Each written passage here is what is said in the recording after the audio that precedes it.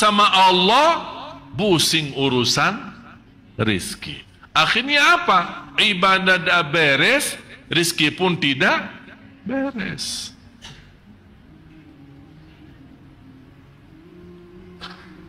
Malah sekarang kita mendengar semua amalan kita,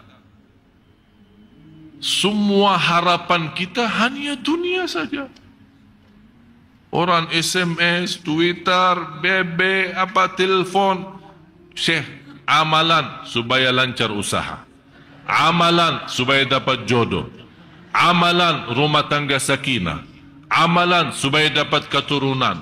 Amalan, semua masih terlipat dunia saja. Sampai dunia tak beres, kita mengharap amalan ibadah yang semestinya semata-mata ridha Allah malah jadi buat dunia aja. Seolah-olah kita lupa akhirat. Padahal kita sudah belajar. Inna salati wa nusuki wa mahyaya wa mamati. Kalau betul-betul lillahi rabbil alamin, dunia akhirat beres. Apa yang membuat kita pusing? Karena salat tak benar. Bukan karena kesempitan rizki. Bukan karena banyak hutang.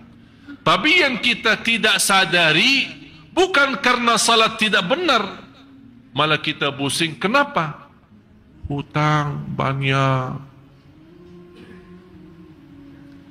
Tapi tidak pernah berfikir yang membawa hutang yang banyak kenapa bisa jadi banyak.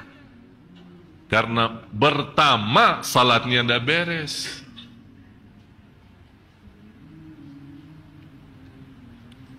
Bapak Ibu jamaah sekalian, dosa itu salah satu penyakit yang sangat cepat menghancurkan iman dan berkah rizki.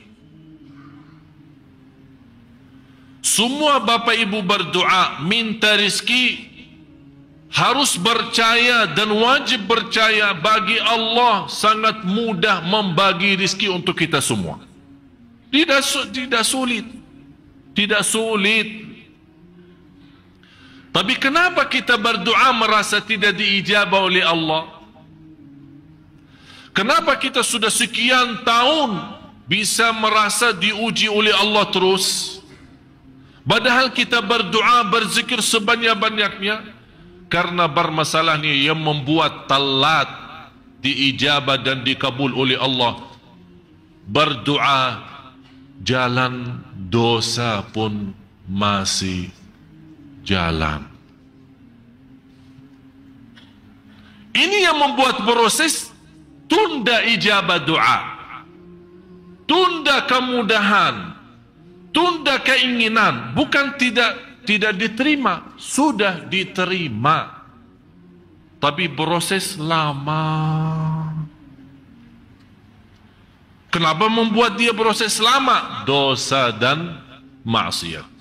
Dosa mata, dosa lidah, dosa telinga, dosa tangan, dosa perbuatan kaki, dosa sembunyi, dosa terangkan, dosa besar, dosa kecil.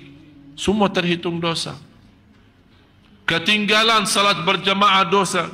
Ketinggalan takbirah pertama yang menjadi kemuliaan bagi orang salih yang sudah dijaminkan oleh Rasulullah SAW. Selamat dari neraka, yang bisa menjaga takbirah pertama sama imam selama 200 kali salat 40 hari.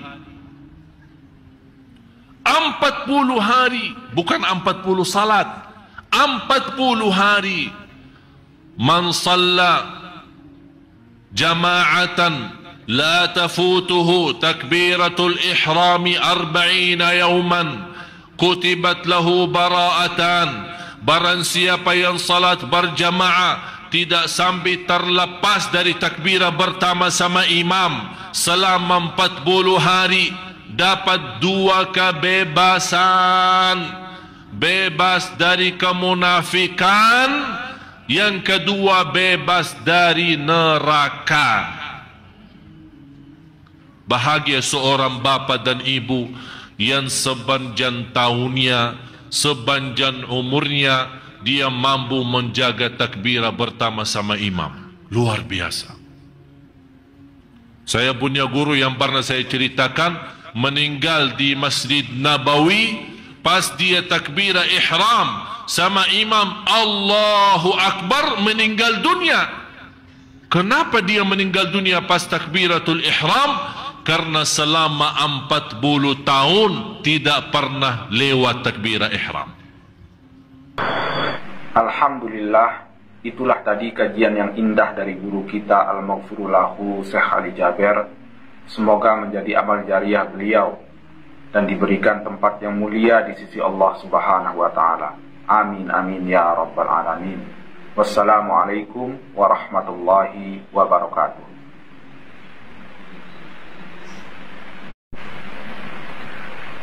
Bismillahirrahmanirrahim. Assalamualaikum warahmatullahi wabarakatuh.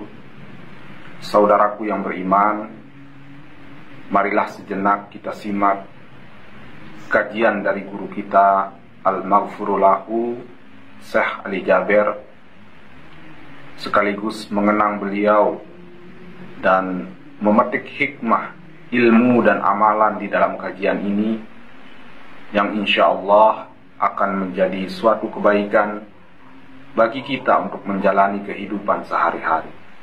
Marilah kita simak bersama-sama. Maha suci Allah, saya tidak mempunyai ilmu apa-apa, hanya saja apa yang diberikan oleh Allah Subhanahu wa ta'ala.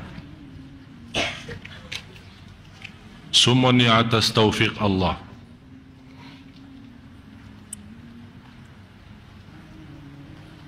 Yang merasa diri memiliki sesuatu itu sombong. Yang semestinya kita selalu merasa diri milik Allah, hamba Allah, tidak bisa apa-apa, tidak bisa kemana-mana dari Allah dan kembali kepada Allah. Itu hakikatnya la haula wala quwata illa billah. Ibadah pun tidak bisa sempurna kalau bukan taufik Allah. Sebagaimana bersabda Rasulullah sallallahu alaihi wasallam, innallaha idza ahabba 'abdan. Saya paling suka hadis ini. Kalau Allah mencintai seorang hamba, berarti kalau Allah tidak mencintai seorang hamba, tidak dapat taufik.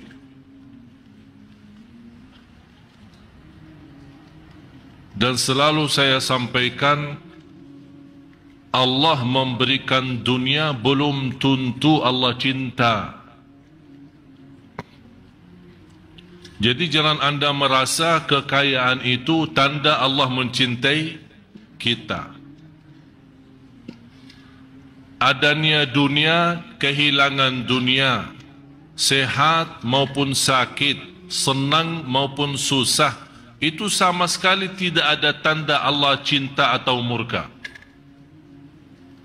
Tapi yang menjadi tanda Allah mencintai seorang hamba, lihat agamanya. Semangatnya ibadah, semangatnya salat malam, semangatnya belajar, semangatnya untuk betul-betul menjadi orang yang bertakwa, jauh dari perkataan-perkataan yang tidak benar. Kalau orang sengaja dan jelas mencaci makinya, sikapnya menghadapi dengan ikhlas dan sabar. Apalagi yang tidak jelas yang namanya isu dan fitnah, dia tidak sama sekali meresponi, itulah tanda-tanda Allah mencintai orang itu. Inna Allaha idza ahabba 'abdan ista'malah. Kalau Allah mencintai seorang hamba, digunakan oleh Allah hamba itu. Digunakan apa? Dibukakan pintu taufik. Sahabat bertanya, ya Rasulullah, bagaimana maksudnya digunakan? Dijadikan apa? Qalu wa kaifa yasta'miluhu ya Rasulullah? Qala yuwaffiquhu fi amali khair. Allah menggunakan hamba itu, dibukakan pintu taufiknya untuk berbuat amal salih. Saat dia berbuat amal salih itu, Allah perintahkan malaikatul maut, silahkan cabut nyawanya. Itu namanya husnul.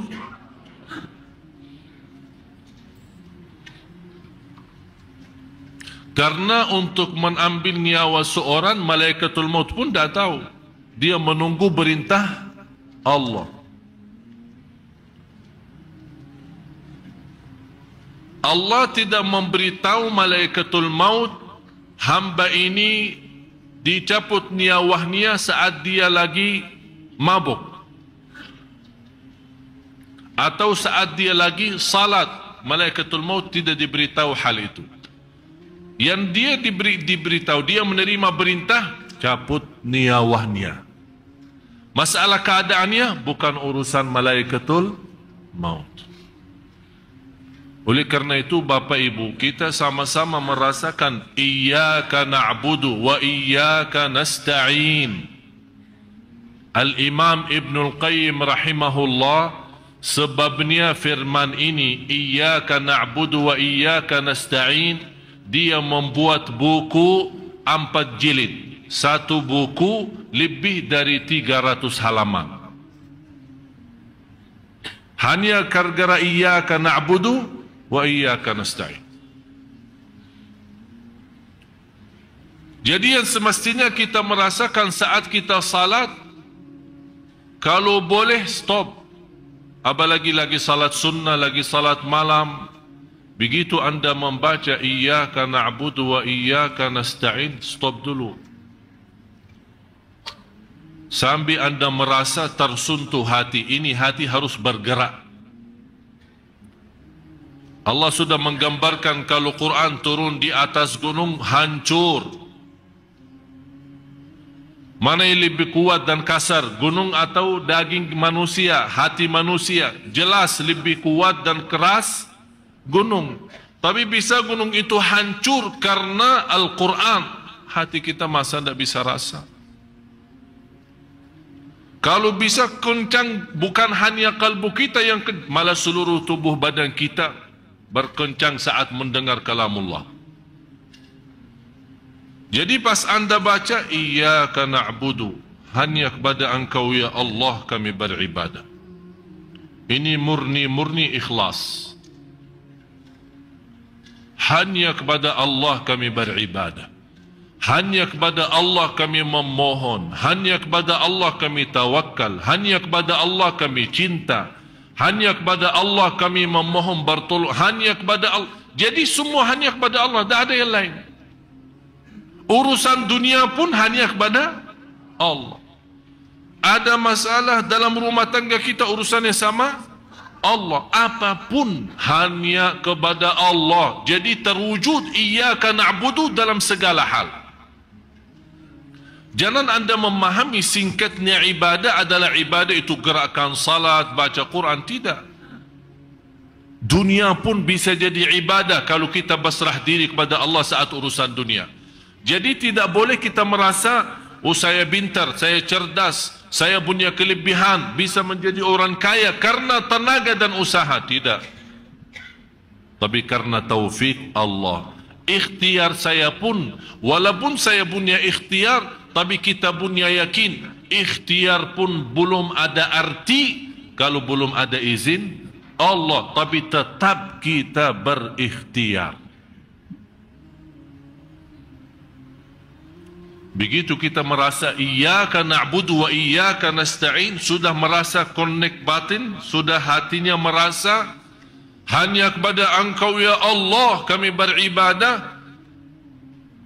Tapi segala ibadah itu yang kami harapkan menjadi ibadah ikhlas, khusyuk, murni, diterima.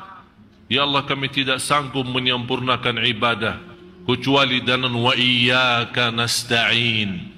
Wa iyyaka nasta'in maksudnya, dan hanya kepada engkau ya Allah kami memohon pertolongan. Pertolongan untuk apa? Untuk dunia. bertolongan untuk urusan anak, bertolongan untuk urusan usaha, urusan rumah, urusan bukan. Tapi wa iyyaka nasta'in, supaya ini wa iyyaka na'budu itu jadi sempurna. Supaya iyyaka na'budu jadi sempurna, ya Allah tolonglah kami. Supaya ibadah ikhlas, dunia lancar, ibadah diterima, sempurna. Karena kami bukan bertolonganmu, ya Allah, ibadah pun aja kacau. Ya mohon maaf, ibadah kita masih belum apa-apa.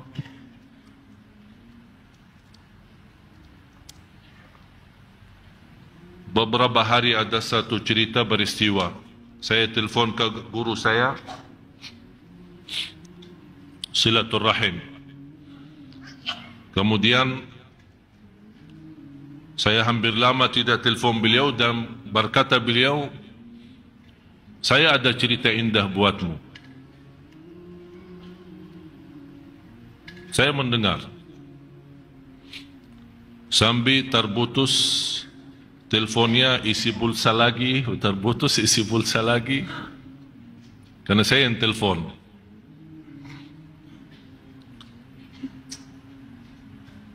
Beliau menceritakan dan menunjukkan apa yang saya sampaikan ini. Iyyaka na'budu wa iyyaka nasta'in. Begitu setiap saya membaca Al-Fatihah di luar salat maupun di dalam salat, saya betul-betul merasakan Iyyaka na'budu wa iyyaka nasta'in membuat saya berhenti. Sambil ulama berkata, barang siapa yang memahami Iyyaka na'budu wa iyyaka nasta'in, dia mampu memahami Al-Fatihah. Barang siapa yang mampu memahami rahasia Al-Fatihah, dia akan mampu memahami segala isi Al-Quran. Semua isi Al-Quran kembali kepada Al-Fatihah. Semua isi Al-Fatihah sumbernya Iyyaka na'budu wa iyyaka nasta'in. Jadi kuncinya di situ. Jadi kita betul-betul sudah berserah diri hanya kepada Engkau ya Allah, ibadah, ikhlas, berjuangan semua, hidup mati karenamu ya Allah, wa iyyaka nasta'in. Habis itu sudah betul-betul kita meyakini segalanya milik Allah dan kita hamba Allah, baru kita minta petunjuk. Ihdinas siratal mustaqim. Buat apa? Dunia akhirat, lahir batin, ilmu, sekolah, kuliah, jodoh, rizki, urusan, semua termasuk siratal mustaqim. Jadi siratal mustaqim bukan hanya agama. Siratal mustaqim jalan yang lurus dalam pendidikan, jalan yang lurus dalam mencari jodoh, jalan yang lurus dalam mendapatkan yang terbaik dalam bisnis dan usaha, jalan yang lurus mendapatkan majlis ta'lim yang memberikan manfaat dalam kehidupan saya, yang merubahkan menjadi majlis dan belajaran saya semakin baik, saya semakin mendekatkan diri saya kepada Allah, bukan ilmu yang sia-sia. Itu yang perlu. Inilah ihdinas siratal mustaqim. Malah salah satu taufik Allah subhanahu wa ta'ala bagi kita semua, kalau Allah membukakan kita bisa menghadiri majlis ta'lim yang Allah rubahkan rasa hati kita menjadi lebih baik. Dengan keikhlasan kita berduduk di majlis ta'lim dan sama-sama belajar, disitulah Allah bukakan hati kita bersama. Yang berceramah Allah gerakkan lidahnya supaya bisa menyentuh hati yang mendengar. Karena orang yang berceramah tidak mampu menyentuh hati yang mendengar, tapi Allah yang mampu mengkontak batin supaya bisa apa yang disampaikan oleh penceramah bisa difahami, bisa dirasakan, bisa dihayati. Oleh karena itu begitu saya masuk majlis ta'lim, ya Allah, saya serahkan diri saya, lidah saya, hati saya, Engkau yang atur. Hati jamaah bukan milik saya, tapi milik Engkau ya Allah. Jadi tidak boleh kita merasa diri pintar. Oh, saya pintar ceramah bisa membuat jamaah nangis. Itu sombong. Yang membuat kita bisa nangis Allah. Belum tentu orang berilmu seluas dunia, begitu dia naik mimbar, belum tentu bisa pintar ceramah. Dan kita melihat sendiri ada orang yang martabatnya sudah profesor doktor, tapi ceramahnya membuat kita tidur. Mohon maaf ya, saya tidak sebut siapa-siapa. Tapi belum tentu jabatan ilmu, belum tentu luasnya ilmu seorang, belum tentu bisa sampaikan sesuatu. Dan bisa jadi orang awam, tukang ojek, tukang bakso, atau orang di jalan barangkali tidak diperhatiin oleh orang, tidak dihargai oleh orang, tapi bisa dia menyampaikan satu kata menjadi bermanfaat sepanjang hidup kita. Jadi masalahnya bukan banyak ilmu atau sedikit, bukan tinggi jabatan atau rendah, bukan kaya atau miskin. Masalahnya satu karunia dan rahasia yang Allah anugerahkan di hati seorang saat dia berbicara. Berarti semua, saya, Bapak Ibu, saya berbicara, Anda mendengar, kuncinya semua di tangan Allah. Subhanallah, begitu indah kajian yang disampaikan oleh guru kita Al-Maghfur Lahu Syekh Ali Jaber. Semoga Allah memberikan kita kemudahan dalam setiap langkah mengerjakan kebaikan. Amin amin ya rabbal alamin. Kata guru saya, ketika dia keluar rumah bertemu dengan dua orang pemuda. Nampaknya dua orang pemuda itu pemuda yang saleh. Dan mereka menceritakan kepada guru saya, wahai guru, kami punya cerita bagaimana kami alhamdulillah bisa menjadi pemuda yang saleh. Dua kawan, teman kuliah. Ternyata cerita mereka ini berdua pemuda yang istilahnya biasa-biasa saja. Bunya masa jahiliyah, berbacaran, tidak salat, pemabuk, kesana kesini, tidak memperhatiin agama. Tapi gimana orang ini bisa menjadi saleh? Dia menceritakan ada satu peristiwa. Ketika malam hari, kalau kita bilang malam minggu, kalau di sana di Arab malam Kamis. Tahu malam Kamis? Kita malam Kamis ceramah. Kalau di sana malam minggu, mereka di sana malam Kamis, karena Kamis sama Jumat libur di Arab. Kalau di sini Sabtu sama Minggu, jadi ada namanya istilah malam minggu. Jadi kalau inti di Arab ke sana jangan tanya malam minggu gimana, tanya aja malam Kamisnya gimana ya.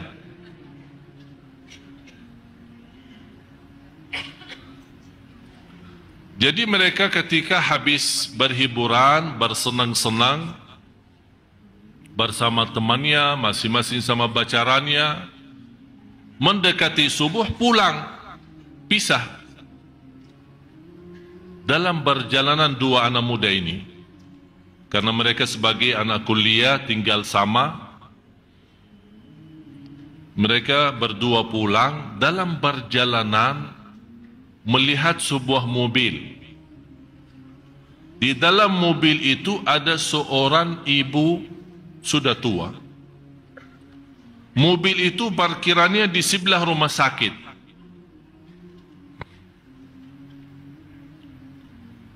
Yang menarik perhatian dua anak muda ini, suara teriakan ibu itu. Mereka datang ke mobil, tidak ada orang. Kok ibu ini di dalam mobil sendirian? Begitu mereka mendekati, melihat ibu sepertinya dalam keadaan krisis sakratul maut. Langsung sebagai pemuda, walaupun namanya masa jahiliyah, berlakunya macam-macam, tapi masih namanya Muslim. Dia ingat, oh kalau kita dalam agama Islam, orang lagi krisis, mau mati, mau meninggal dunia, diajarin kalimat thayyibah, syahadat. Ayo ibu, asyhadu. Ibu itu ikut, asyhadu alla ilaha illallah, sampai dia menaikkan jarinya. Wa asyhadu anna Muhammadan Rasulullah. Habis kalimat syahadat, meninggal dunia. Tiba-tiba datang anaknya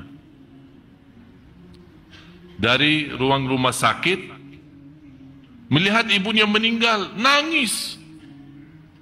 Ternyata anak itu baru saja mengeluarkan ibunya, karena dari sisi medis dokter sudah angkat tangan, rencana mau antar ke rumah, mau rawat di rumah. Begitu melihat ibunya meninggal dunia, nangis dan dia berteriak, ibu. Niat baik dua pemuda ini, mereka menyampaikan, jangan nangis dong, jangan sedih. Ibumu alhamdulillah husnul khatimah, baru saja mengucapkan kalimat syahadat, malah tambah marah dan nangis. Kalian berbuat apa? Kamu belum tahu ibu saya siapa? Ibu saya orang Katolik.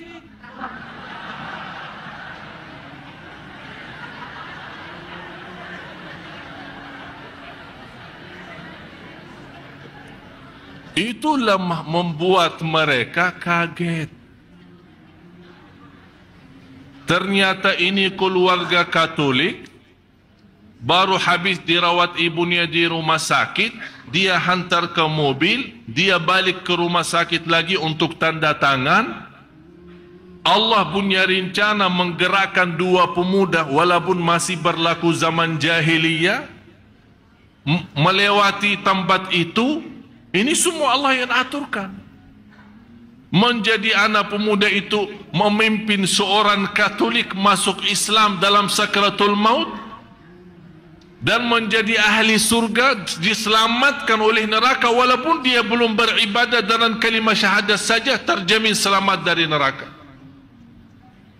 Persis sesuai apa yang terjadi di masa Rasulullah, sama seorang Yahudi datang mengucapkan kalimat syahadat dan tidak pernah sujud satu kali pun, dan ikut perang bersama Rasul, dalam perang meninggal. Begitu anak pemuda ini dua orang mendengar, sebabnya dua orang ini, seorang Katolik bisa masuk Islam, membuat kesadaran buat dua pemuda ini, dua-duanya juga mendapatkan hidayah dan merubah menjadi anak yang salih. Dan sekarang dua ini menjadi dua imam terkenal di Arab. Itu rencana siapa? Memberikan tanda apa? Allah sayang enggak? Yang Katolik diselamatkan dari neraka sebabnya dua pemuda nakal, dan sebabnya Islamnya Katolik, pemuda itu masuk menjadi anak yang saleh. Prosesnya hanya dalam waktu tidak sampai barangkali 1 menit atau 2 menit, tapi Allah merubahkan keselamatan 3 orang. Begitu dahsyatnya Allah. Supaya kita yakini, iyyaka na'budu wa iyyaka nasta'in. Pertolongan Allah. Pertolongan Allah. Itulah salah satu pertolongan Allah yang kita minta maupun tidak pernah minta. Kira-kira seorang ibu itu pernah berdoa, ya Allah kasih saya hidayah kepada Islam? Atau ya Allah kalau saya mau krisis pas lagi di dalam mobil atau habis keluar dari rumah sakit, tolong bertemukan dengan orang Islam supaya mengajak saya masuk Islam. Tidak pernah terbayang peristiwa ini. Tapi begitu dahsyatnya Allah Subhanahu wa ta'ala. Ini yang membuat kita Bapak Ibu sadari Allah Maha baik. Allah Maha kasih sayang.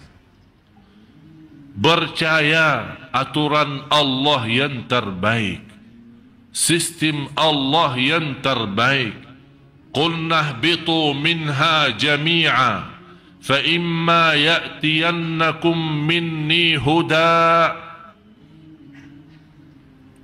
Waktu Allah menurunkan Nabi Adam alaihissalam serta isterinya semuanya keluar dari surga, dan Allah mengingatkan kembali ke bumi melihat peristiwa yang begitu penuh dengan ujian dan cobaan, dan ingat satu hal, akan datang kepada kalian petunjukku. Fa imma ya'tiyannakum minni huda, akan datang kepada kalian petunjukku. Faman tabi'a hudaya, barang siapa yang mengikuti petunjukku, fala khaufun alaihim wala hum yahzanun.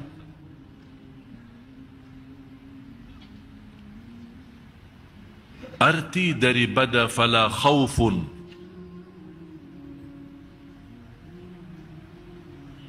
jangan takut. Betul? Wala yahzanun, jangan sedih. Pertanyaan saya, yang biasa kita takuti apa?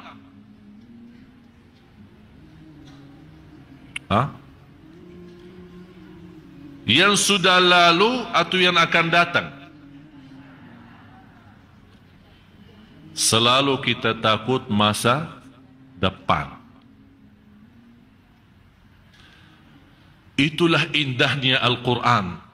Kenapa Allah mendahulukan fala khaufun daripada walahum yahzanun? Barang siapa yang mengikuti petunjukku, jangan takut, jangan sedih. Selama anda mengikuti petunjukku, berarti akan menuju kepada akhirat. Yang biasa membuat manusia takut akhirat apa? Takut dihukum Allah, takut disiksa di neraka, takut dihisab dan hisab yang susah.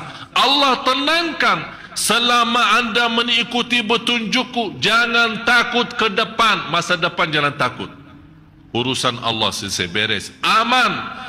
Itu namanya Allah memberikan asuransi aman masa depan. Tapi ya Allah, anak saya, urusan yang lalu, rumah yang saya tinggalin, harta, apa? Pasti akan merasa sedih. Kata Allah, walahum yahzanun, kami uruskan juga.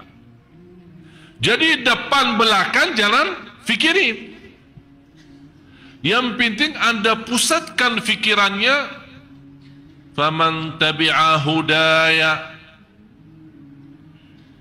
barang siapa mengikuti petunjukku, tidak akan takut masa depan dan tidak akan sedih masa yang sudah lalu. Di surat Taha, فَمَنِ اتَّبَعَ هُدَايَ فَلَا يَضِلُّ وَلَا يَشْقَى. Barang siapa yang mengikuti petunjukku tidak akan tersesat di dunia dan tidak akan celaka di. Jadi satu ayat menamankan urusan akhirat kan? Fala khaufun, ini urusan akhirat, urusan depan. Di ayat ini surat Taha, Allah menamankan soal urusan dunia. Jadi dalam bahasa lain, kalau yang masih mengutamakan dunia, Allah sudah amankan. Fala yadhillu wa la yashqa. Yang masih mengutamakan akhirat, Allah juga di ayat yang lain menamankan. Fala khawfun alaihim wa lahum yahzanun. Kalau Allah berkata, fala yadhillu wa la yashqa, atau Allah berfirman, fala khawfun alaihim wala hum yahzanun. Percaya enggak? Percaya enggak Bapak Ibu? Kok kebenarannya Quran ini ya? Percaya enggak? Tapi kenapa yang kita lihat banyak manusia tidak percaya?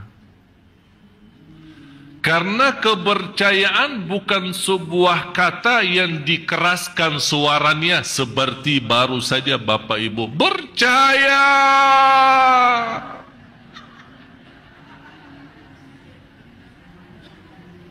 Kepercayaan itu ada bukti. Buktinya apa?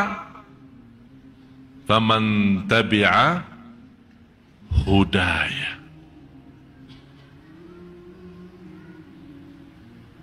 Barang siapa yang mengikuti petunjukku. Jadi tanda besar kepercayaan kita tidak perlu tariak. Tapi wujudkan dalam kehidupannya Anda betul-betul percaya. Ada seorang datang kepada ulama melaporkan dan menadu kenaikan harga barang.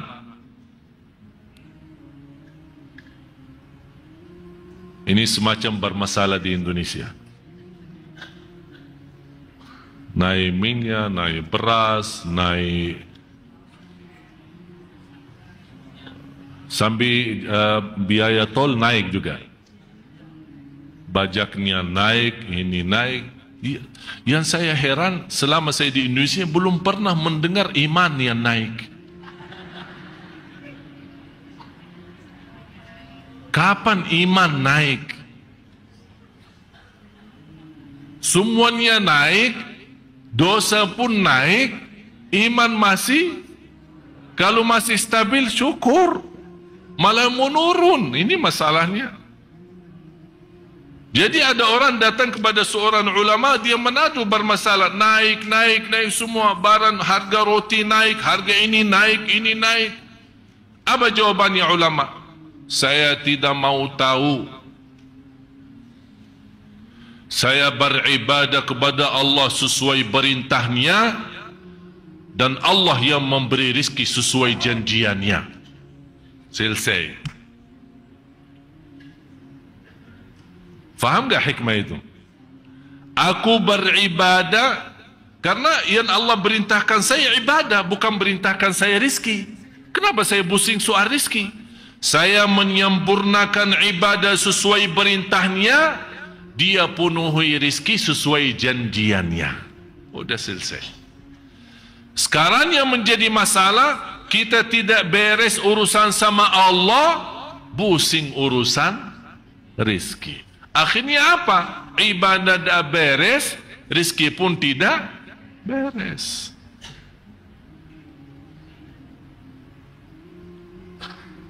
Malah sekarang kita mendengar semua amalan kita, semua harapan kita hanya dunia saja. Orang SMS, Twitter, BB, telepon, Syekh, amalan supaya lancar usaha, amalan supaya dapat jodoh, amalan rumah tangga sakinah, amalan supaya dapat keturunan, amalan, semua masih terlibat dunia saja. Sampai dunia tak beres, kita mengharap amalan ibadah yang semestinya semata-mata ridha Allah malah jadi buat dunia aja. Seolah-olah kita lupa akhirat. Padahal kita sudah belajar. Inna salati wa nusuki wa mahyaya wa mamati. Kalau betul-betul lillahi rabbil alamin, dunia akhirat beres. Apa yang membuat kita pusing? Karena salat tak benar. Bukan karena kesempitan rizki, bukan karena banyak hutang. Tapi yang kita tidak sadari, bukan karena salat tidak benar, malah kita pusing. Kenapa? Hutang banyak. Tapi tidak pernah berfikir yang membawa hutang yang banyak kenapa bisa jadi banyak. Karena pertama salatnya tidak beres.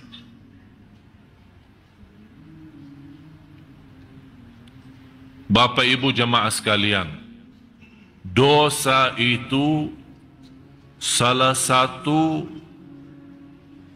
penyakit yang sangat cepat menghancurkan iman dan berkah rizki. Semua bapak ibu berdoa minta rizki, harus percaya dan wajib percaya bagi Allah sangat mudah membagi rizki untuk kita semua. Tidak sulit. Tidak sulit. Tapi kenapa kita berdoa merasa tidak diijabah oleh Allah? Kenapa kita sudah sekian tahun bisa merasa diuji oleh Allah terus? Padahal kita berdoa, berzikir sebanyak-banyaknya. Karena bermasalahnya yang membuat telat diijabah dan dikabul oleh Allah.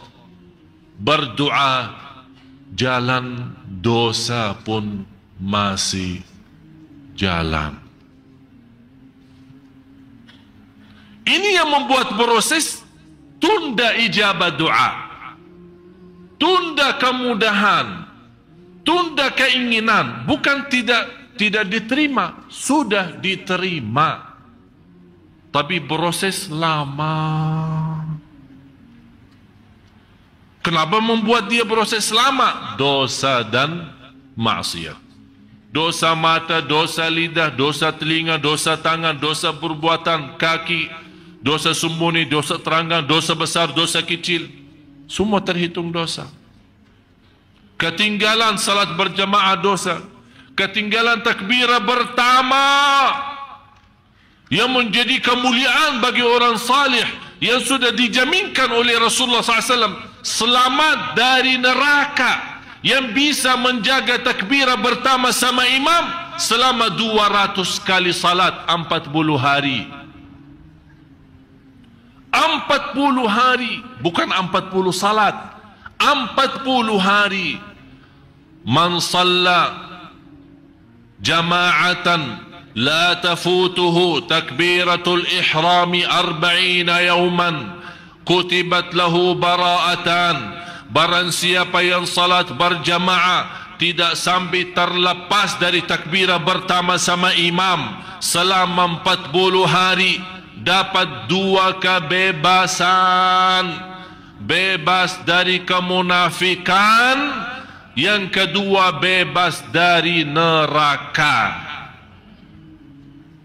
Bahagia seorang bapa dan ibu yang sepanjang tahunnya, sepanjang umurnya dia mampu menjaga takbirah pertama sama imam. Luar biasa.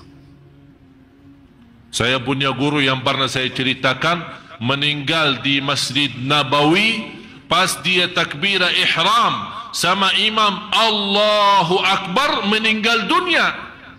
Kenapa dia meninggal dunia pas takbiratul ihram? Karena selama 40 tahun tidak pernah lewat takbirah ihram. Alhamdulillah, itulah tadi kajian yang indah dari guru kita Al-Maghfurullahu Syekh Ali Jaber. Semoga menjadi amal jariah beliau dan diberikan tempat yang mulia di sisi Allah Subhanahu wa taala. Amin amin ya rabbal alamin. Wassalamualaikum warahmatullahi wabarakatuh.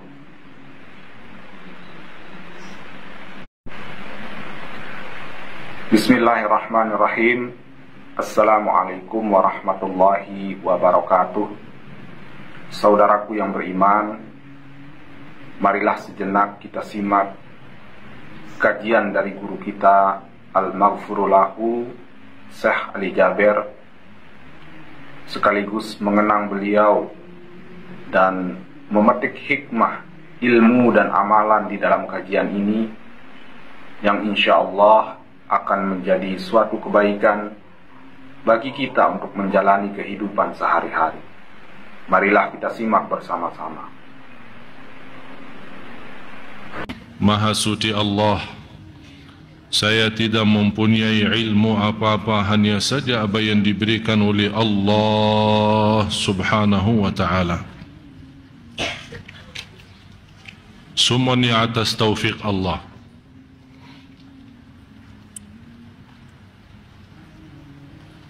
Yang merasa diri memiliki sesuatu itu sombong. Yang semestinya kita selalu merasa diri milik Allah, hamba Allah, tidak bisa apa-apa, tidak bisa kemana-mana dari Allah dan kembali kepada Allah. Itu hakikatnya la hawla wa la quwwata illa billah.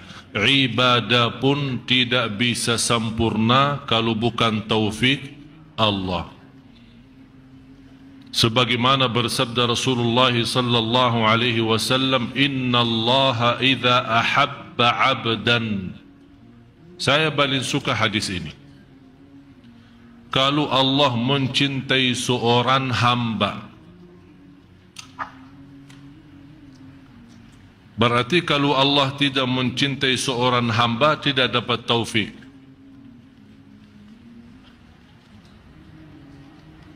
Dan selalu saya sampaikan, Allah memberikan dunia belum tentu Allah cinta. Jadi jangan anda merasa kekayaan itu tanda Allah mencintai kita. Adanya dunia, kehilangan dunia, sehat maupun sakit, senang maupun susah, itu sama sekali tidak ada tanda Allah cinta atau murka. Tapi yang menjadi tanda Allah mencintai seorang hamba, lihat agamanya. Semangatnya ibadah, semangatnya salat malam, semangatnya belajar, semangatnya untuk betul-betul menjadi orang yang bertakwa, jauh dari perkataan-perkataan yang tidak benar. Kalau orang sengaja dan jelas mencaci makinya, sikapnya menghadapi dengan ikhlas dan sabar.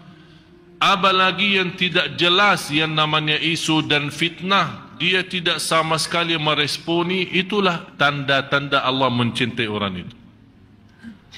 Inna Allaha idza ahabba 'abdan ista'malah. Kalau Allah mencintai seorang hamba, digunakan oleh Allah hamba itu. Digunakan apa? Dibukakan pintu taufik. Sahabat bertanya, ya Rasulullah, bagaimana maksudnya digunakan? Dijadikan apa? Qalu wa kaifa yasta'miluhu ya Rasulullah? Qala yuwaffiquhu fi 'amali khair. Allah menggunakan hamba itu, dibukakan pintu taufiknya untuk berbuat amal salih. Saat dia berbuat amal salih itu, Allah perintahkan malaikatul maut, silahkan cabut nyawanya. Itu namanya husnul.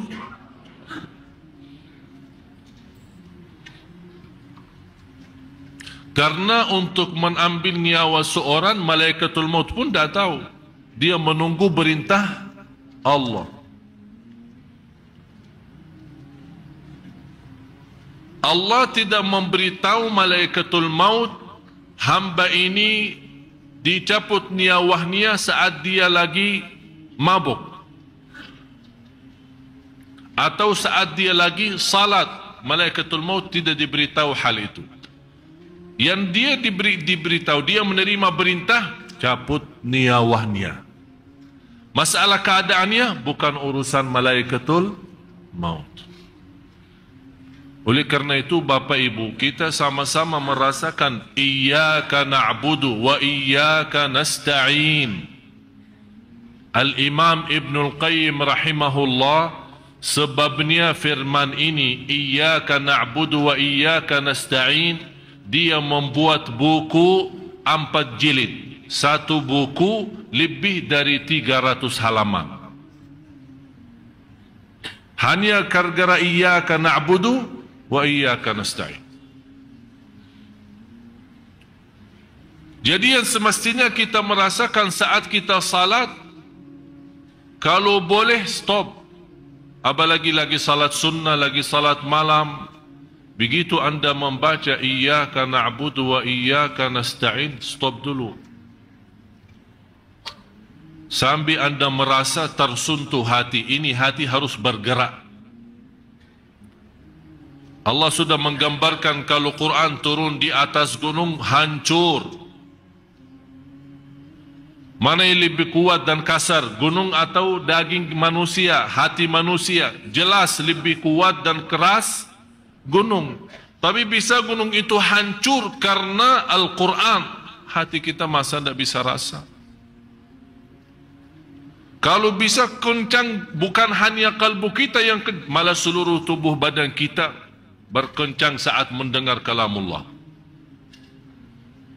Jadi pas anda baca iyyaka na'budu, hanya kepada engkau ya Allah kami beribadah.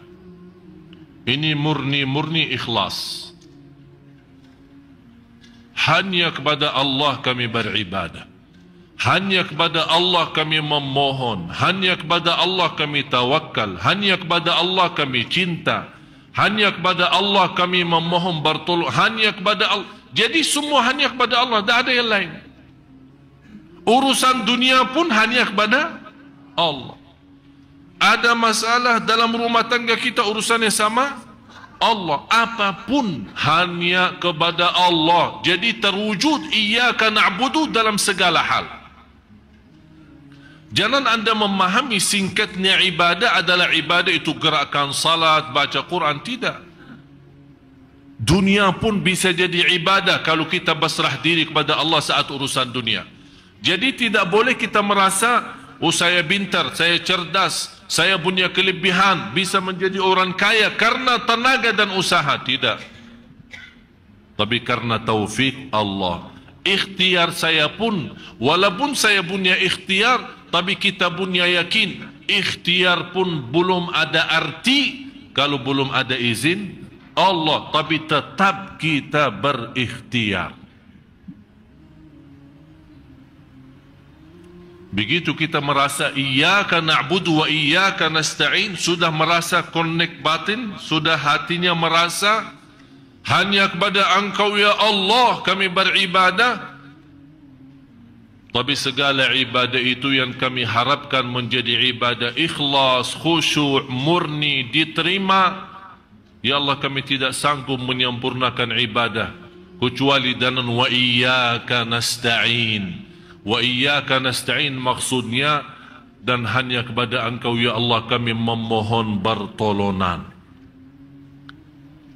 Pertolongan untuk apa? Untuk dunia. Pertolongan untuk urusan anak, pertolongan untuk urusan usaha, urusan rumah, urusan bukan. Tapi wa iyyaka nasta'in supaya ini wa iyyaka na'budu itu jadi sempurna. Supaya iyyaka na'budu jadi sempurna, ya Allah tolonglah kami. Supaya ibadah ikhlas, dunia lancar, ibadah diterima, sempurna. Karena kami bukan pertolonganmu ya Allah, ibadah pun aja kacau. Ya mohon maaf, ibadah kita masih belum apa-apa.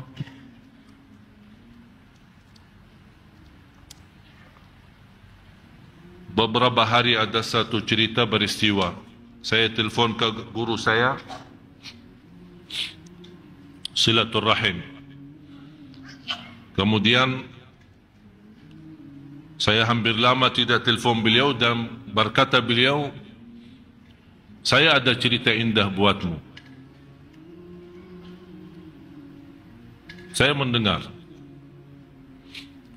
Sambil terputus teleponnya, isi pulsa lagi, terputus isi pulsa lagi.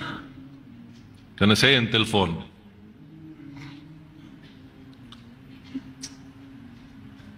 Beliau menceritakan dan menunjukkan apa yang saya sampaikan ini, iyyaka na'budu wa iyyaka nasta'in. Begitu setiap saya membaca Al-Fatihah di luar salat maupun di dalam salat, saya betul-betul merasakan Iyyaka na'budu wa iyyaka nasta'in membuat saya berhenti. Sambil ulama berkata, barang siapa yang memahami Iyyaka na'budu wa iyyaka nasta'in, dia mampu memahami Al-Fatihah. Barang siapa yang mampu memahami rahasia Al-Fatihah, dia akan mampu memahami segala isi Al-Quran. Semua isi Al-Quran kembali kepada Al-Fatihah. Semua isi Al-Fatihah sumbernya Iyyaka na'budu wa iyyaka nasta'in. Jadi kuncinya di situ. Jadi kita betul-betul sudah basrah diri hanya kepada Engkau ya Allah, ibadah, ikhlas, berjuangan semua, hidup mati karenamu ya Allah, wa iyyaka nasta'in. Habis itu sudah betul-betul kita meyakini segalanya milik Allah dan kita hamba Allah, baru kita minta petunjuk. Ihdinas siratal mustaqim. Buat apa? Dunia akhirat, lahir batin, ilmu, sekolah, kuliah, jodoh, rizki, urusan, semua termasuk siratal mustaqim. Jadi siratal mustaqim bukan hanya agama. Siratal mustaqim jalan yang lurus dalam pendidikan, jalan yang lurus dalam mencari jodoh, jalan yang lurus dalam mendapatkan yang terbaik dalam bisnis dan usaha, jalan yang lurus mendapatkan majlis ta'lim yang memberikan manfaat dalam kehidupan saya, yang merubahkan menjadi majlis dan belajaran saya semakin baik, saya semakin mendekatkan diri saya kepada Allah, bukan ilmu yang sia-sia. Itu yang perlu. Inilah ihdinas siratal mustaqim.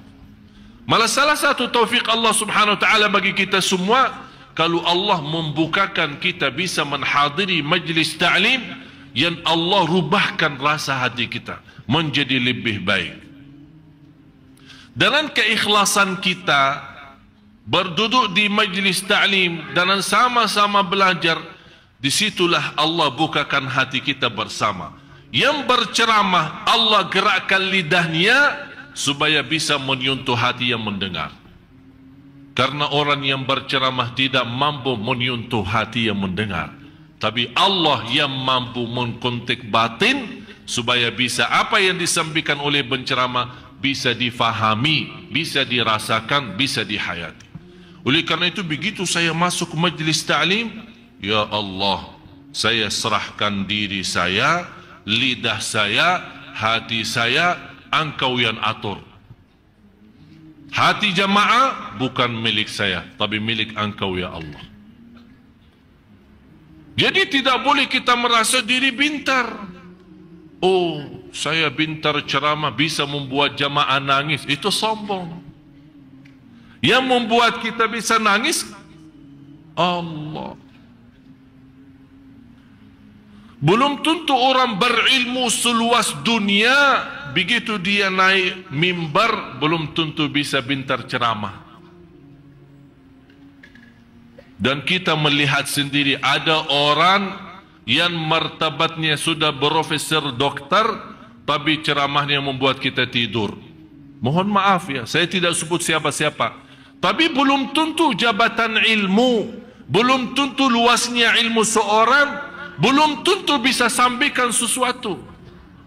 Dan bisa jadi orang awam, tukang ojek, tukang bakso, atau orang di jalan barangkali tidak diperhatiin oleh orang, tidak dihargai oleh orang, tapi bisa dia menyampaikan satu kata menjadi bermanfaat sepanjang hidup kita.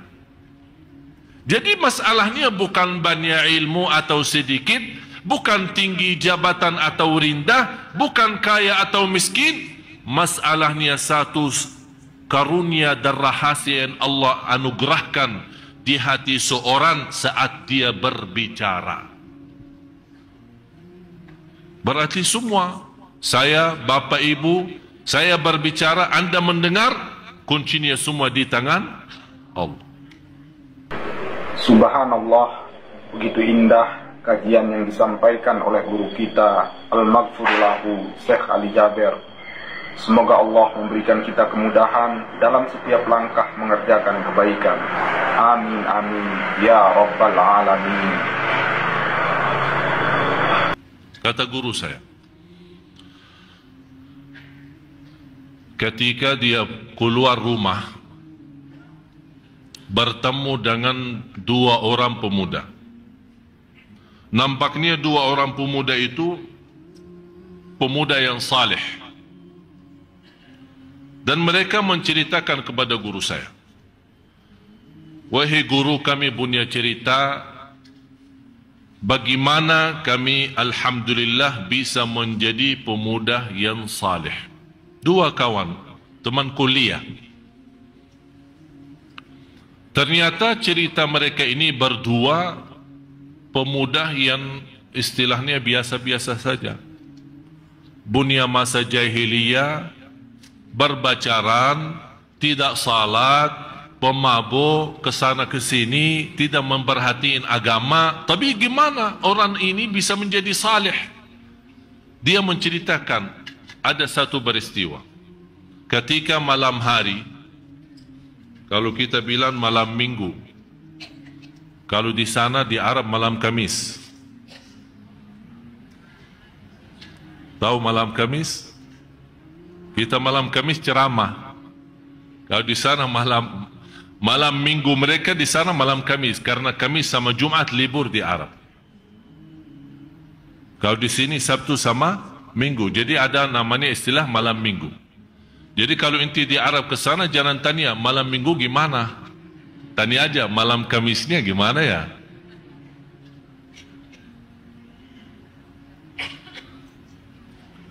Jadi mereka ketika habis berhiburan, bersenang-senang bersama temannya, masing-masing sama bacarannya, mendekati subuh pulang, pisah. Dalam perjalanan dua anak muda ini, karena mereka sebagai anak kuliah tinggal sama, mereka berdua pulang. Dalam perjalanan melihat sebuah mobil. Di dalam mobil itu ada seorang ibu sudah tua. Mobil itu parkirannya di sebelah rumah sakit.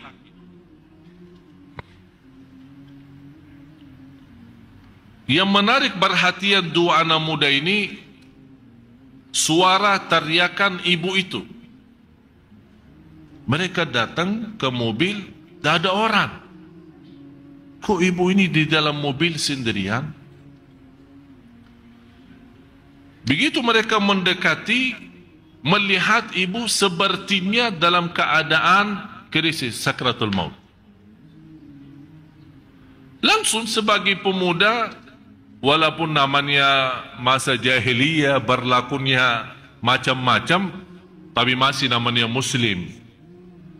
Dia ingat, oh kalau kita dalam agama Islam, orang lagi krisis, mau mati, mau meninggal dunia, diajarin kalimat thayyibah, syahadat.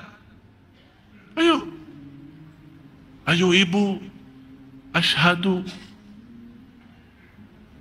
Ibu itu ikut, asyhadu alla ilaha illallah sampai dia menaikkan jarinya. Wa asyhadu anna Muhammadan Rasulullah.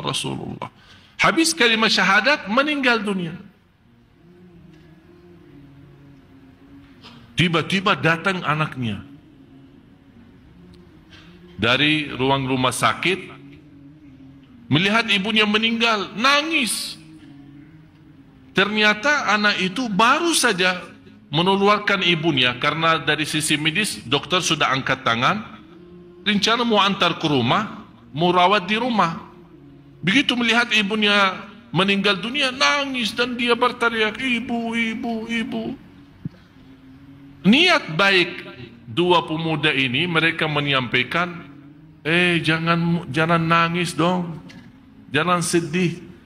Ibumu alhamdulillah husnul khatimah, baru saja mengucapkan kalimat syahadat, malah tambah marah dan nangis. Kalian berbuat apa? Kamu belum tahu ibu saya siapa? Ibu saya orang Katolik.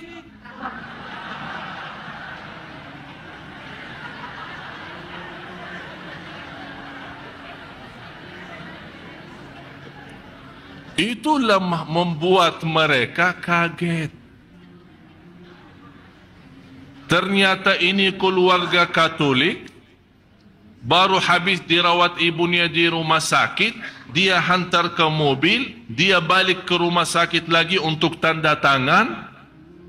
Allah punya rencana menggerakkan dua pemuda walaupun masih berlaku zaman jahiliyah, melewati tempat itu. Ini semua Allah yang aturkan. Menjadi anak pemuda itu memimpin seorang Katolik masuk Islam dalam sakratul maut, dan menjadi ahli surga, diselamatkan oleh neraka walaupun dia belum beribadah dengan kalimah syahadat saja, terjamin selamat dari neraka. Persis sesuai apa yang terjadi di masa Rasulullah, sama seorang Yahudi datang mengucapkan kalimah syahadat dan tidak pernah sujud satu kali pun, dan ikut perang bersama Rasul, dalam perang meninggal. Begitu anak pemuda ini dua orang mendengar, sebabnya dua orang ini, seorang Katolik bisa masuk Islam, membuat kesadaran buat dua pemuda ini, dua-duanya juga mendapatkan hidayah dan merubah menjadi anak yang salih. Dan sekarang dua ini menjadi dua imam terkenal di Arab. Itu rencana siapa? Memberikan tanda apa? Allah sayang enggak? Yang Katolik diselamatkan dari neraka sebabnya dua pemuda nakal, dan sebabnya Islamnya Katolik, pemuda itu masuk menjadi anak yang saleh.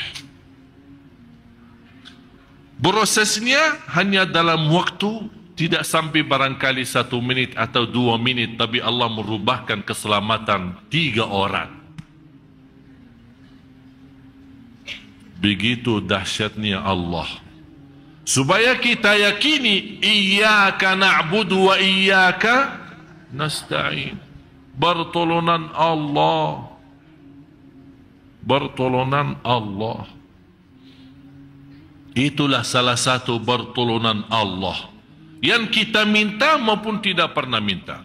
Kira-kira seorang ibu itu pernah berdoa, ya Allah kasih saya hidayah kepada Islam? Atau ya Allah kalau saya mau krisis pas lagi di dalam mobil atau habis keluar dari rumah sakit, tolong bertemukan dengan orang Islam supaya mengajak saya masuk Islam? Tidak pernah terbayang peristiwa ini. Tapi begitu dahsyatnya Allah Subhanahu wa ta'ala. Ini yang membuat kita Bapak Ibu sadari, Allah Maha Baik, Allah Maha Kasih Sayang. Percaya aturan Allah yang terbaik, sistem Allah yang terbaik. Qul nahbitu minha jami'a فَإِمَّا يَأْتِيَنَّكُمْ مِنِّي هُدَى. Waktu Allah menurunkan Nabi Adam alaihissalam serta isterinya semuanya keluar dari surga, dan Allah mengingatkan kembali ke bumi melihat peristiwa yang begitu penuh dengan ujian dan cobaan, dan ingat satu hal, akan datang kepada kalian petunjukku. Fa imma ya'tiyannakum minni huda, akan datang kepada kalian petunjukku. Faman tabi'a hudaya, barang siapa yang mengikuti petunjukku, fala khaufun alaihim wala hum yahzanun.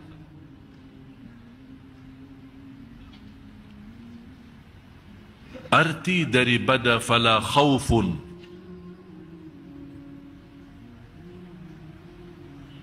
jangan takut. Betul?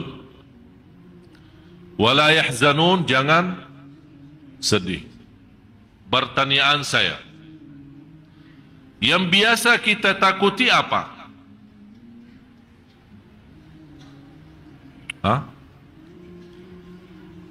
Yang sudah lalu atau yang akan datang? Selalu kita takut masa depan. Itulah indahnya Al-Quran. Kenapa Allah mendahulukan fala khaufun daripada walahum yahzanun? Barang siapa yang mengikuti petunjukku, jangan takut, jangan sedih. Selama anda mengikuti petunjukku, berarti akan menuju kepada akhirat. Yang biasa membuat manusia takut akhirat apa? Takut dihukum Allah, takut disiksa di neraka, takut dihisab dan hisab yang susah. Allah tenangkan, selama anda mengikuti petunjukku, jangan takut ke depan. Masa depan jangan takut. Urusan Allah selesai, beres, aman. Itu namanya Allah memberikan asuransi aman masa depan. Tapi ya Allah, anak saya, urusan yang lalu, rumah yang saya tinggalin, harta, apa? Pasti akan merasa sedih. Kata Allah, walahum yahzanun, kami uruskan juga. Jadi depan belakang jangan fikirin. Yang penting anda pusatkan fikirannya, faman tabi'a hudaya, barang siapa mengikuti petunjukku, tidak akan takut masa depan dan tidak akan sedih masa yang sudah lalu. Di surat Taha, فَمَنِ اتَّبَعَ هُدَايَ فَلَا يَضِلُّ وَلَا يَشْقَى. Barang siapa yang mengikuti petunjukku tidak akan tersesat di dunia dan tidak akan celaka di. Jadi satu ayat mengamankan urusan akhirat kan? Fala khaufun, ini urusan akhirat, urusan depan. Di ayat ini surat Taha, Allah menamankan soal urusan dunia. Jadi dalam bahasa lain, kalau yang masih mengutamakan dunia, Allah sudah amankan, fala yadhillu wala yashqa. Yang masih mengutamakan akhirat, Allah juga di ayat yang lain menamankan, fala khaufun alaihim wala hum yahzanun. Kalau Allah berkata fala yadhillu wala yashqa, atau Allah berfirman fala khaufun alaihim wala hum yahzanun, percaya enggak? Percaya enggak Bapak Ibu? Kok kebenarannya Quran ini ya? Percaya enggak? Tapi kenapa yang kita lihat banyak manusia tidak percaya? Karena kepercayaan bukan sebuah kata yang dikeraskan suaranya seperti baru saja Bapak Ibu percaya.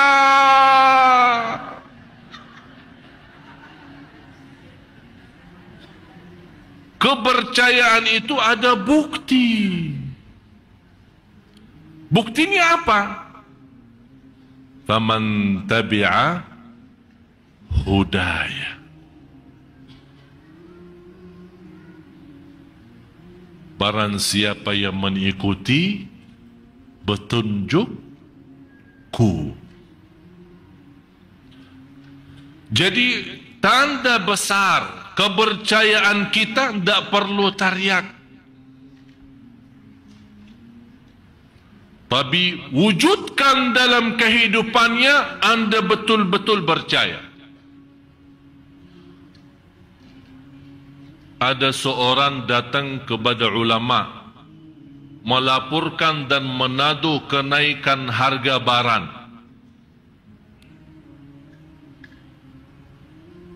Ini semacam bermasalah di Indonesia. Naik minyak, naik beras, naik sambil biaya tol naik juga. Bajaknya naik, ini naik. Yang saya heran, selama saya di Indonesia belum pernah mendengar iman yang naik. Kapan iman naik? Semuanya naik, dosa pun naik, iman masih, kalau masih stabil syukur, malah menurun. Ini masalahnya. Jadi ada orang datang kepada seorang ulama, dia menadu bermasalah, naik semua barang, harga roti naik, harga ini naik.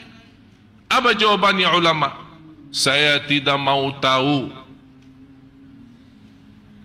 Saya beribadah kepada Allah sesuai perintahnya, dan Allah yang memberi rezeki sesuai janjiannya. Selesai. Faham tak hikmah itu? Aku beribadah karena yang Allah perintahkan saya ibadah, bukan perintahkan saya rezeki. Kenapa saya pusing soal rezeki? Saya menyempurnakan ibadah sesuai perintahnya, dia penuhi rezeki sesuai janjiannya. Sudah selesai. Sekarang yang menjadi masalah, kita tidak beres urusan sama Allah, pusing urusan rezeki. Akhirnya apa? Ibadah dah beres, rezeki pun tidak beres.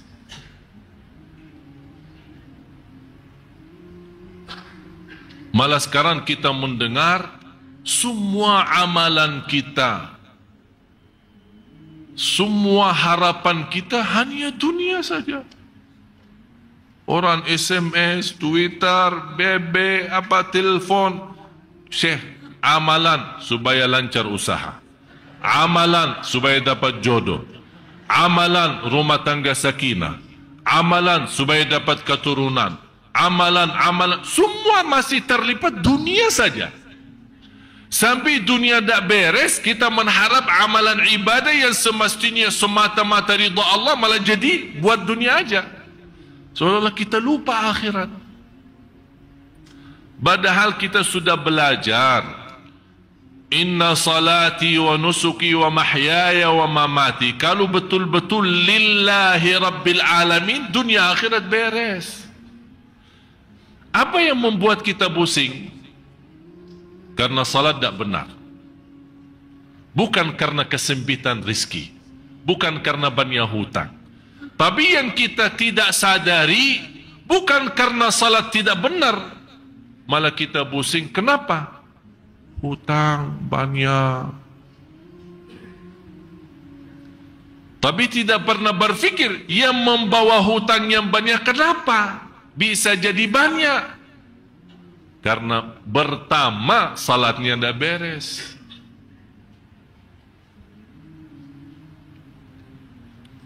Bapak Ibu jamaah sekalian, dosa itu salah satu penyakit yang sangat cepat menghancurkan iman dan berkah rezeki.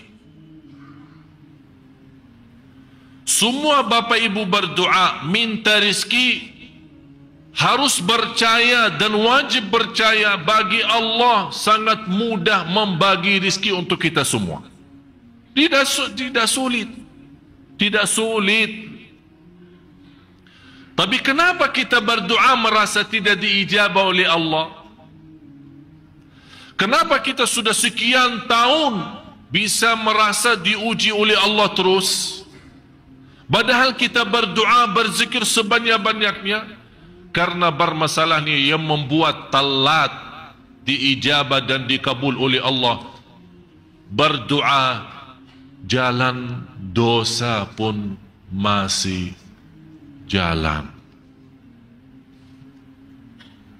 Ini yang membuat proses tunda ijabah doa, tunda kemudahan, Tunda keinginan bukan tidak diterima, sudah diterima. Tapi proses lama. Kenapa membuat dia proses lama? Dosa dan maksiat. Dosa mata, dosa lidah, dosa telinga, dosa tangan, dosa perbuatan kaki, dosa sembunyi, dosa terangkan, dosa besar, dosa kecil. Semua terhitung dosa. Ketinggalan salat berjamaah dosa. Ketinggalan takbirah pertama yang menjadi kemuliaan bagi orang salih yang sudah dijaminkan oleh Rasulullah SAW. Selamat dari neraka, yang bisa menjaga takbirah pertama sama imam selama 200 kali salat 40 hari. 40 hari, bukan 40 salat, 40 hari. Man salla jama'atan la tafutuhu takbiratul ihrami 40 yawman kutibat lahu bara'atan. Barang siapa yang salat berjamaah tidak sampai terlepas dari takbirah pertama sama imam selama 40 hari, dapat 2 kebebasan. Bebas dari kemunafikan, yang kedua bebas dari neraka. Bahagia seorang bapa dan ibu yang sepanjang tahunnya, sepanjang umurnya, dia mampu menjaga takbirah pertama sama imam. Luar biasa. Saya punya guru yang pernah saya ceritakan, meninggal di Masjid Nabawi pas dia takbirah ihram sama imam Allahu Akbar, meninggal dunia. Kenapa dia meninggal dunia pas takbiratul ihram? Karena selama 40 tahun tidak pernah lewat takbirah ihram. Alhamdulillah, itulah tadi kajian yang indah dari guru kita Al-Maghfurullahu Syekh Ali Jaber. Semoga menjadi amal jariah beliau dan diberikan tempat yang mulia di sisi Allah Subhanahu wa taala. Amin amin ya rabbal alamin. Wassalamualaikum warahmatullahi wabarakatuh.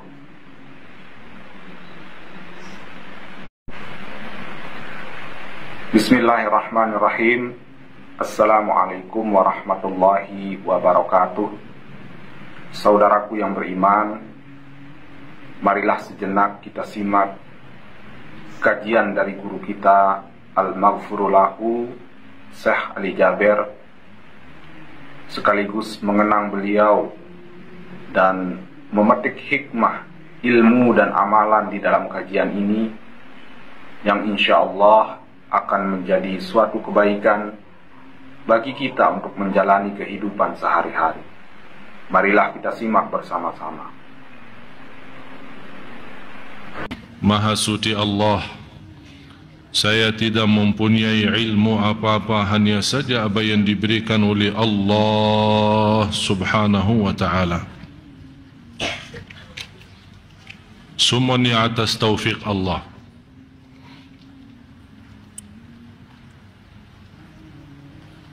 Yang merasa diri memiliki sesuatu itu sombong. Yang semestinya kita selalu merasa diri milik Allah, hamba Allah, tidak bisa apa-apa, tidak bisa kemana-mana dari Allah dan kembali kepada Allah. Itu hakikatnya la haula wala quwata illa billah. Ibadah pun tidak bisa sempurna kalau bukan taufik Allah. Sebagaimana bersabda Rasulullah sallallahu alaihi wasallam, innallaha idza ahabba 'abdan. Saya paling suka hadis ini. Kalau Allah mencintai seorang hamba, berarti kalau Allah tidak mencintai seorang hamba, tidak dapat taufik.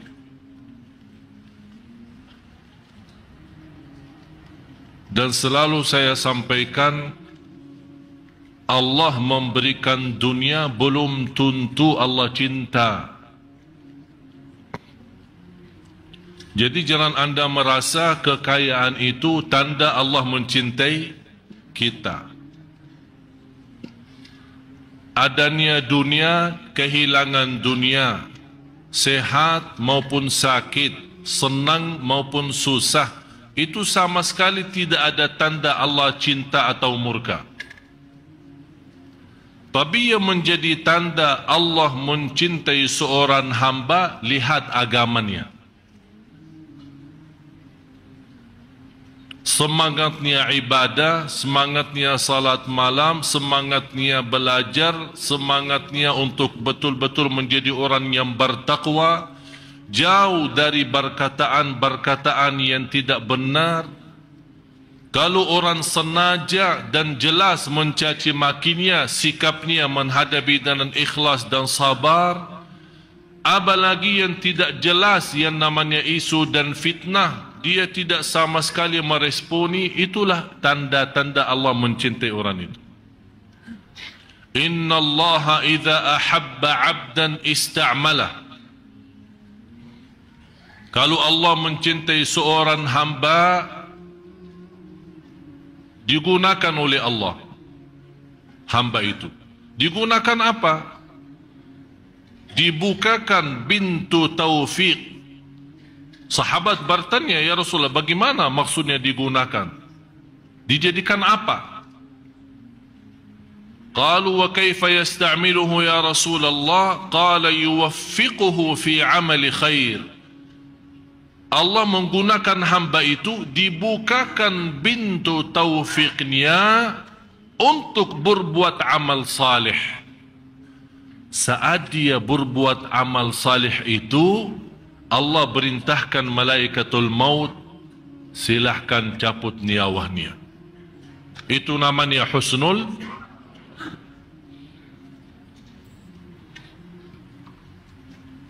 Karena untuk mengambil nyawa seorang, malaikatul maut pun tidak tahu. Dia menunggu perintah Allah. Allah tidak memberitahu malaikatul maut, hamba ini dicabut nyawanya saat dia lagi mabuk, atau saat dia lagi salat. Malaikatul maut tidak diberitahu hal itu. Yang dia diberitahu, dia menerima perintah, cabut nyawanya. Masalah keadaannya bukan urusan malaikatul maut.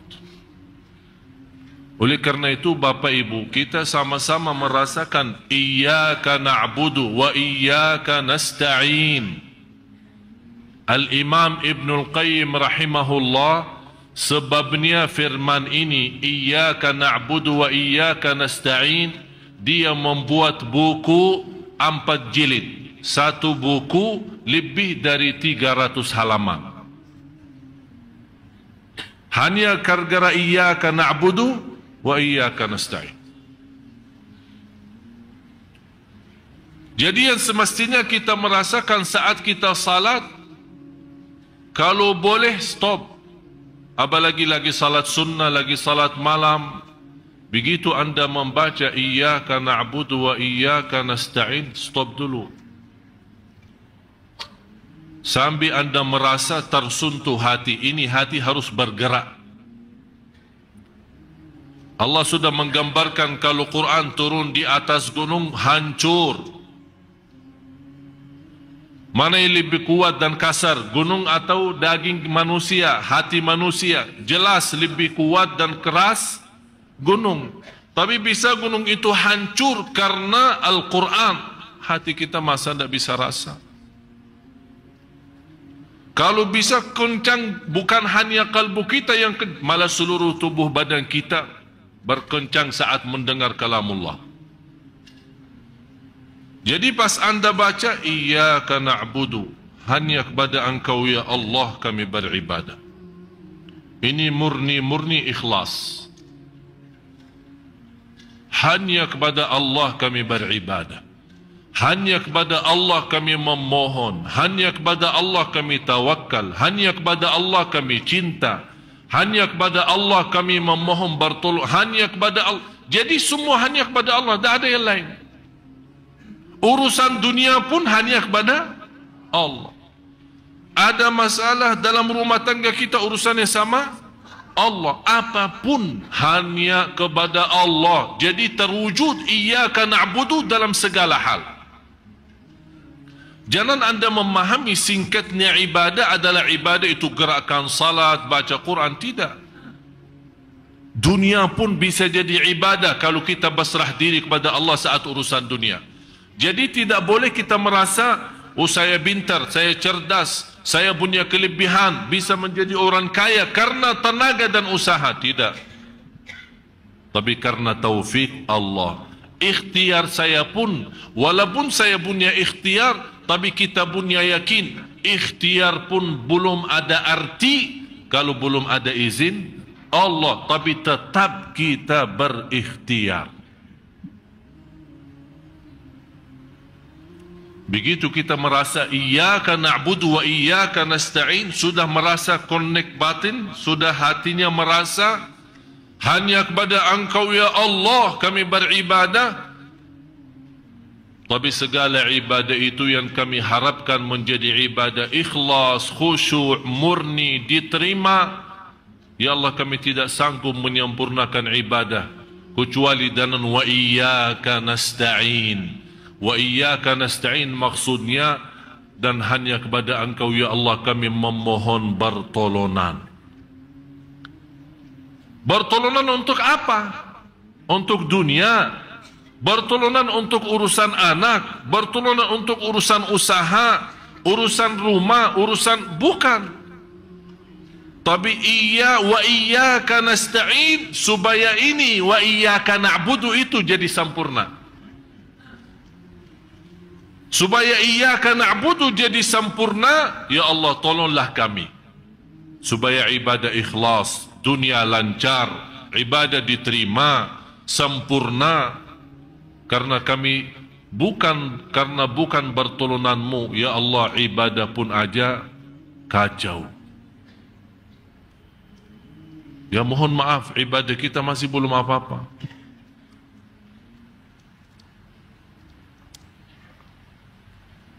Beberapa hari ada satu cerita beristiwa.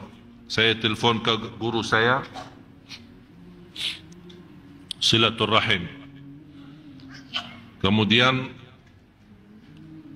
saya hampir lama tidak telefon beliau dan berkata beliau, saya ada cerita indah buatmu.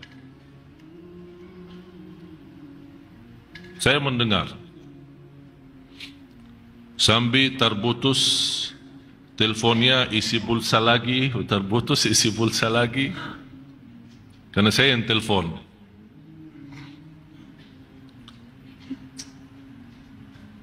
Beliau menceritakan dan menunjukkan apa yang saya sampaikan ini. Iyyaka na'budu wa iyyaka nasta'in.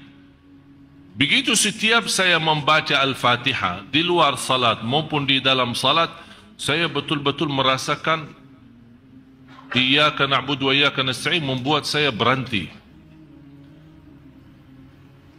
Sambil ulama berkata, barang siapa yang memahami iyyaka na'budu wa iyyaka nasta'in, dia mampu memahami Al-Fatihah. Barang siapa yang mampu memahami rahasia Al-Fatihah, dia akan mampu memahami segala isi Al-Quran. Semua isi Al-Quran kembali kepada Al-Fatihah. Semua isi Al-Fatihah sumbernya iyyaka na'budu wa iyyaka nasta'in. Jadi kuncinya di situ. Jadi kita betul-betul sudah berserah diri hanya kepada Engkau ya Allah, ibadah, ikhlas, berjuangan semua, hidup mati karenamu ya Allah. Wa iyyaka nasta'in. Habis itu sudah betul-betul kita meyakini segalanya milik Allah dan kita hamba Allah, baru kita minta petunjuk. Ihdinas siratal mustaqim. Buat apa? Dunia akhirat, lahir batin, ilmu, sekolah, kuliah, jodoh, rizki, urusan, semua termasuk siratal mustaqim. Jadi siratal mustaqim bukan hanya agama. Siratal mustaqim, jalan yang lurus dalam pendidikan, jalan yang lurus dalam mencari jodoh, jalan yang lurus dalam mendapatkan yang terbaik dalam bisnis dan usaha, jalan yang lurus mendapatkan majlis ta'lim yang memberikan manfaat dalam kehidupan saya, yang merubahkan menjadi majlis dan belajaran saya semakin baik, saya semakin mendekatkan diri saya kepada Allah, bukan ilmu yang sia-sia. Itu yang perlu. Inilah ihdinas siratal mustaqim. Malah salah satu taufik Allah subhanahu wa ta'ala bagi kita semua, kalau Allah membukakan kita bisa menghadiri majlis ta'lim, yang Allah rubahkan rasa hati kita menjadi lebih baik. Dengan keikhlasan kita berduduk di majlis ta'lim dan sama-sama belajar, disitulah Allah bukakan hati kita bersama. Yang berceramah Allah gerakkan lidahnya supaya bisa menyentuh hati yang mendengar. Karena orang yang berceramah tidak mampu menyentuh hati yang mendengar, tapi Allah yang mampu mengkontak batin supaya bisa apa yang disampaikan oleh penceramah bisa difahami, bisa dirasakan, bisa dihayati. Oleh karena itu begitu saya masuk majlis ta'lim, ya Allah, saya serahkan diri saya, lidah saya, hati saya, Engkau yang atur. Hati jamaah bukan milik saya, tapi milik Engkau ya Allah. Jadi tidak boleh kita merasa diri pintar. Oh, saya pintar ceramah bisa membuat jamaah nangis. Itu sombong. Yang membuat kita bisa nangis Allah. Belum tentu orang berilmu seluas dunia, begitu dia naik mimbar, belum tentu bisa pintar ceramah. Dan kita melihat sendiri ada orang yang martabatnya sudah profesor doktor, tapi ceramahnya membuat kita tidur. Mohon maaf ya, saya tidak sebut siapa-siapa. Tapi belum tentu jabatan ilmu, belum tentu luasnya ilmu seorang, belum tentu bisa sampaikan sesuatu. Dan bisa jadi orang awam, tukang ojek, tukang bakso, atau orang di jalan barangkali tidak diperhatiin oleh orang, tidak dihargai oleh orang, tapi bisa dia menyampaikan satu kata menjadi bermanfaat sepanjang hidup kita. Jadi masalahnya bukan banyak ilmu atau sedikit, bukan tinggi jabatan atau rendah, bukan kaya atau miskin. Masalahnya satu karunia dan rahasia yang Allah anugerahkan di hati seorang saat dia berbicara. Berarti semua, saya, Bapak Ibu, saya berbicara, Anda mendengar, kuncinya semua di tangan Allah. Subhanallah, begitu indah kajian yang disampaikan oleh guru kita Al-Maghfur Lahu Syekh Ali Jaber. Semoga Allah memberikan kita kemudahan dalam setiap langkah mengerjakan kebaikan. Amin amin ya rabbal alamin. Kata guru saya, ketika dia keluar rumah bertemu dengan dua orang pemuda.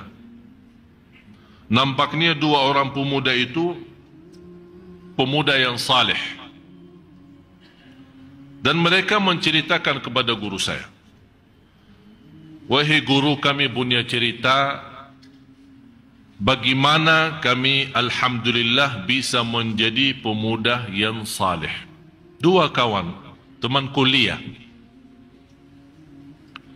Ternyata cerita mereka ini berdua pemuda yang istilahnya biasa-biasa saja.